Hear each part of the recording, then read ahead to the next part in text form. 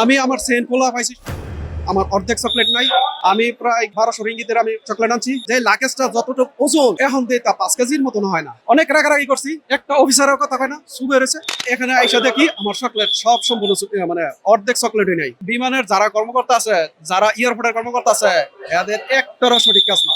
আমরা যেহেতু বাইরের দেশে আছি, এখন আম করে কিভাবে নিরাপত্তা দিব, এদের বাপ মা এদেরকে এই শিক্ষা দেয় নাই। তো তারা লেখাপড়া করছে ঠিক আছে, কিন্তু ভালো কোনো এরা শিখে নাই। চুরি কিরকম লাগে, 1 টাকা 2 টাকার মাল আনি নাই। আমার সম্পূর্ণ চকলেট, শুধু চকলেটই। আমি প্রায় 1200 রিঙ্গিতের আমি চকলেট আনছি, এখানে দেখেন আমার অর্ধেক চকলেট নাই। অভিযোগ কার কাছে দিব? এরা অভিযোগের লোক না, তো এদেরকে এয়ারপোর্টে শুধু শুধু রাখছে, সম্পূর্ণ মিথ্যা।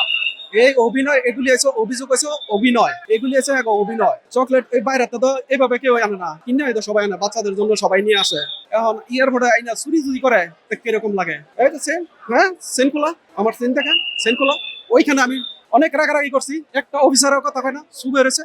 আমি আমার সেন্ট খোলা পাইছি, সম্পূর্ণ সব পাইছি। গিয়া দেখি আমার যে লাকেজটা যতটুকু ওজন এখন দিয়ে তা 5 কেজির মতন হয় না। বলার কিছু নাই, কারণ সরকার কি করবো, সরকার তো এগুলি টেক কেয়ার করে না। কারণ হ্যাঁ ঘরে দায়িত্ব দিছে, চুরিদারি যা করার কাম হেরা করতেছে। আমার কথা হয়েছে এয়ারপোর্টে এইসব অফিসারের দরকার নাই, সংশোধন না করতে পারে এরকম অফিসার কোনো দরকার নাই, এরকম প্রশাসন কোনো দরকার নাই, যার সাথে সাথে যে অ্যাকশন নেয় না। কারণ আমরা মালয়েশিয়াতে এত কিছু নেই, বাংলাদেশের যাই আসি, ওই এরা তো কোনোদিনও একদিনে দেখি নাই যে এটা কিছু করতে, একটা মালের ইয়া করতে মারছে। আমরা সব দেখছি ঠিক আছে, এই জায়গায় আইসা দেখি আমার লাকেজ কাবার নাই, পলিথিন সব ছিঁড়া, শুধু চকলেট সেন্ট খোলা। আমি 2 বছর পরে পার্থক্য কি দেখেন। আগের এরকম লোক ছিল, এখন আমি আমার লোকেরা আমি চিনতে পারি না, আমার লোকেরা আমারও চিনতে পারে না। কি ডিসিপ্লিন এরা, কিভাবে কি করবো।